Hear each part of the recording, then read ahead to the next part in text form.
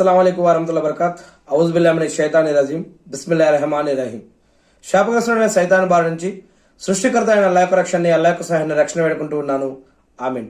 అల్లాహ్ ప్రవక్త ముహమ్మద్ సల్లల్లాహు అలైహి వసల్లం గారిపైన శాంతి సేవకులు కురిపించండి వల్ల. ఆమీన్. అల్లాహ్ రెహమాన్ రహీం మాలిక్ యౌమిద్దీన్ అయినటువంటి వల్ల మా అందరిపైన శాంతి సేవకులు కురిపించండి వల్ల. ఆమీన్. ఖురాన్ మరియు హదీసుల ఆధారంగా ఇస్లాం గురించి మనం కొన్ని విషయాలు తెలుసుకుంటూ ఉన్నాము. ఈరోజు ఒక విశ్వాసి దేవుని యొక్క ఖురాన్ వాక్యాలు విన్నా, చదివినా, ఏదైనా హదీస్ విన్నా అతడు యొక్క మనసులో ఏ విధంగా ఏడుపు, బాధ అనేది కలుగుతుంది. ఈ యొక్క బాధ కూడా విశ్వాసంలో ఒక విశ్వాసికి ఒక భాగంగా. ఇది ఒక మంచి గుణం. ఒక విశ్వాసి సిగ్గు కలిగి ఉండడం, ఏడుపు రావటం, ఇది కూడా విశ్వాసంలో ఒక లక్షణంగా చెప్పడం జరుగుతూ ఉంది. అంతేకాకుండా ఒక విశ్వాసి తక్కువగా నవ్వుతాడు, ఎక్కువగా ఏడుస్తాడు. ఏదైనా సరే సంఘటనలలో కొన్ని విషయాలలో అవి ఏమిటో ఇప్పుడు మనం తెలుసుకోబోతూ ఉన్నాం. కొన్ని విషయాలు ఖురాన్లో ఒక వాక్యం ఉంది, బనీ ఇజ్రాయెల్ సూరా 109వ వాక్యం. తమ యొక్క గడ్డాలను, విశ్వాసులు తమ యొక్క గడ్డాలను నేలకు ఆనించి మరి విలిపిస్తూ పడిపోతారు. దానిని అంటే ఖురానును విన్న తర్వాత వారికి అనుకువ మరింత పెరిగిపోతుందని చెప్పడం జరుగుతూ ఉంది.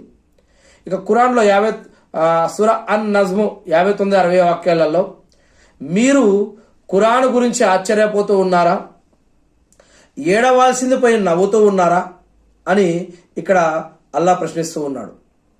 విశ్వాసుల యొక్క ముందు ఖురాన్ చదవబడినప్పుడు వారు దేవుడి పట్ల భయం, భక్తి, గౌరవ, మర్యాదతోటి దేవుడి పట్ల భీతితోటి కంపించిపోతారు.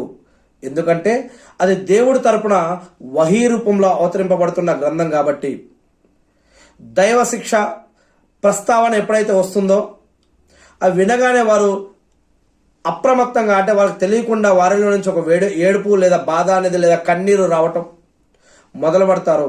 కానీ అవిశ్వాసులకు, ఎవరికైతే ఈ ఖురాన్ మీద నమ్మకం లేదా విశ్వాసం లేదో లేదా తెలియదో, వారి ముందు ఖురాన్ చదివినా కూడా వారిలో ఎలాంటి ప్రతిస్పందన రాదు.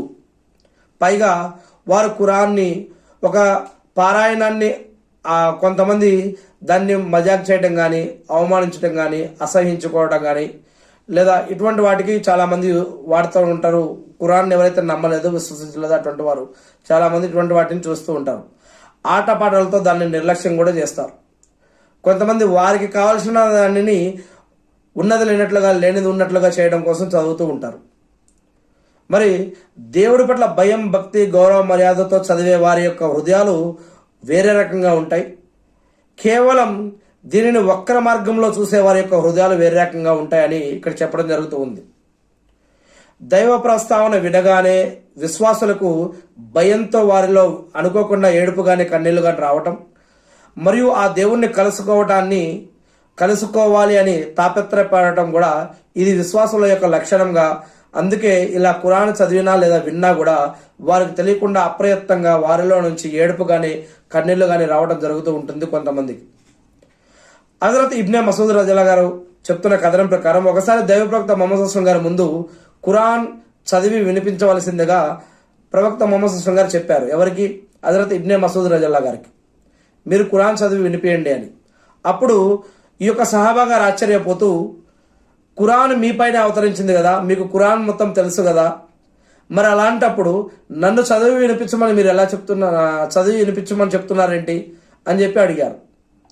నాకు ఇతరుల ద్వారా ఆ యొక్క ఖురాన్ని వినాలని అనిపిస్తుంది, ఒకసారి మీరు చదివి వినిపించండి అని ప్రవక్త ముహమ్మద్ సల్లల్లాహు అలైహి వసల్లం గారు అడిగారు. దైవ ప్రవక్త ముహమ్మద్ సల్లల్లాహు అలైహి వసల్లం గారు అడిగినప్పుడు ఈ యొక్క సహాబా గారు ఖురాన్లో 4వ సూరా అయిన సూరా అన్ నిషా ఈ యొక్క సూరా చదవడం ప్రారంభించారు. అది చదువుతూ ఉండగా మేము ఒక ఆయత వచ్చింది. అది ఏమిటి అంటే, మేము ప్రతి సమాజం నుండి ఒక సాక్షిని తెచ్చి నిన్ను అంటే ముహమ్మద్ సల్లల్లాహు అలైహి వసల్లంను వారందరిపై సాక్షిగా పెట్టి నిలబెట్టినప్పుడు వీరి పరిస్థితి ఏమిటి అనే వాక్యం దగ్గర రాగానే ముహమ్మద్ సల్లల్లాహు అలైహి వసల్లం గారు ఇక చాలు అని ఏడుస్తూ ఉన్నారు. నీళ్లు కారుతా ఉన్నాయి, బాధపడుతూ ఉన్నారు. తలపైకెత్తి చూస్తే గనక కళ్ళు అసరుదారులై ప్రవేశిస్తూ ఉన్నాయి నీళ్లు ప్రవక్త మొహమ్మద్ అస్లం గారి యొక్క కంటి నుంచి. ఏడుస్తూ ఉన్నారు ఈ యొక్క ఖురాన్ వింటూ. ఇది సహీ బుఖారీలోని వ్యాఖ్యానాల ప్రకారం, సహీ ముస్లింలోని ప్రయాణికుల నమాజ్ ప్రకరణంలో ఈ యొక్క హదీస్ గురించి చెప్పడం జరిగింది. దివ్య ఖురాన్ను పూర్తి ఏకాగ్రతతోటి దేవుడి తరపున నుంచి అవతరించింది అనే నమ్మకం, విశ్వాసంతో, ఏకాగ్రతతోటి అర్థం చేసుకుంటూ చదివితే గనక, మనకు అరబ్బీతో పాటు మనకు వచ్చిన భాషలో కూడా చదివితే లేదా విన్నా భక్తి పారవస్యంతో హృదయం తాదాత్మ్యం చెందుతుంది. సహజంగానే మనిషి కంటతడి పెడతాడు. ఈ లక్షణాలు మనిషిలోని విశ్వాసాన్ని, దేవుని పట్ల అతనిలో ఉన్న భీతిభావాన్ని సూచిస్తాయి. తాము స్వయంగా ఖురాన్ పారాయణం చేయడంతో పాటు ఇతరుల ద్వారా కూడా ఖురాన్ వినటం పుణ్యప్రదమన్న సంగతి ఈ హదీస్ ద్వారా కూడా అర్థమవుతుంది. ఖురాన్ మనకు చదవటం రావచ్చు, వచ్చి ఉండొచ్చు, వచ్చి ఉండకపోవచ్చు, కానీ ఇతరుల ద్వారా కూడా ఖురాన్ వినటం ఇది కూడా అల్హమ్దుల్లాహ్ ఇస్లాంలో ఒక భాగంగా. మరి అందుకే ప్రవక్త మొహమ్మద్ అస్లం గారు చేసినటువంటి ఈ యొక్క పద్ధతి, ఈ యొక్క సున్నత్ మనకు అర్థమవుతుంది. ఖురాన్ మనం చదవడం ఎంత ముఖ్యమో అలానే ఇతరులు చదివేది కూడా మనం వినటం ఎంతో ముఖ్యం. ఇకపోతే తక్కువ నవ్వు ఎక్కువ ఏడుపు అంటే హజరత్ అనస్ రజల్లా గారు కథనం ప్రకారం ఒకసారి మొహమ్మద్ అస్లం గారు మాకు ఒక ఉపన్యాసం ఇచ్చారు, ఒక ప్రసంగం. అలాంటి ఉపన్యాసం నేను ఎప్పుడు వినలేదు అని హజరత్ అనస్ రజల్లా గారు చెప్పారు. ఆయన మొహమ్మద్ అస్లం గారు ఇంకా ఏమన్నారంటే, ఓ ప్రజలారా, నాకు తెలిసిన విషయాలు గనక మీకు తెలిస్తే మీరు తక్కువగా నవ్వుతారు, ఎక్కువగా ఏడుస్తారు అని ప్రవక్త మొహమ్మద్ అస్లం గారు అన్నారు. ఈ మాట విని ఆయన యొక్క సహబాలందరూ కూడా తమ ముఖాలు కప్పుకొని ఆ సమయంలో వారంతా కూడా ఏడుస్తున్న శబ్దం వారి నుంచి వినిపించింది. ఈ హదీసు మరి ఇంతకుముందు దైవభీతి అధ్యాయంలో కూడా వచ్చింది.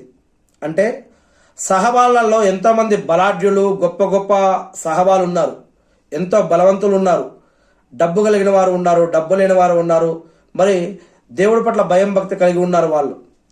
కానీ ఏదైనా సరే ఒక ఖురాన్ కానీ, ఏదైనా ప్రవక్త మొహమ్మద్ అస్లం గారు కానీ మాట కానీ, దేవుడి పట్ల భయం భక్తికి సంబంధించినటువంటి వాక్యం ఒకటి అవతరించగానే, ప్రవక్త మొహమ్మద్ అస్లం గారు చెప్పగానే దేవుడి పట్ల భయం భక్తి గౌరవ మర్యాద వల్ల వారిలో తెలియకుండానే వారికి అటువంటి కొంతమంది కఠిన హృదయాలు కలిగినటువంటి వారు కూడా ఈ యొక్క దైవభీతి వల్ల, దేవుడి పట్ల భయం భక్తి వల్ల అనుకోకుండా వారి కళ్ళల్లో నుంచి కూడా నీళ్ళు అనేవి వస్తుంటాయి.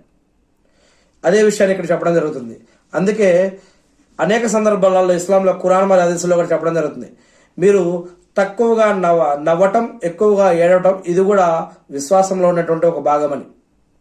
మరి ఈరోజు మనం నవ్వుకోవటం కోసం, టైం పాస్ చేయడం కోసం ఎంతోమంది ఎన్నో ప్రోగ్రామ్స్ మనం క్రియేట్ చేసుకుని ఈరోజు మనం ప్రపంచంలో ముందుకు సాగుతూ ఉన్నాం. మరి ఎవరికి వారు మనం ఈ యొక్క దైవ గ్రంథాన్ని పట్టుకుని ముందుకు వెళ్తున్నావా, లేదా మన మనసుకు నచ్చినట్టు ముందుకు వెళ్తున్నావా అనేది మరి మనమే ప్రశ్నించుకొని ముందుకు వెళ్ళాలి. ఏదేమైతేనేమి, ఇక నేను సృష్టికర్త అయిన అల్లాను ప్రార్థిస్తూ ఉన్నాను. అల్లా మా యొక్క తప్పులను క్షమించండి వల్ల, మా పాపాలను క్షమించండి వల్ల, ప్రవక్త మొహమ్మద్ అస్లం గారి పైన శాంతి సేవకాలు కురిపించండి వల్ల, అల్లా మీరు ఏదైతే ఖురాన్ మరియు హదీసులు మాకు ఇచ్చారో అవి తెలుసుకొని, నేర్చుకుని, అర్థం చేసుకుని, గుర్తుపెట్టుకుని వాటి ప్రకారం మేము జీవిస్తూ మిమ్మల్ని ఆరాధిస్తూ తెలియని మా సోదరి సోదరులకు తెలిపే భాగ్యాన్ని మాకు ప్రసాదించండి వల్ల. ఆమీన్. అల్లాహు అక్బర్.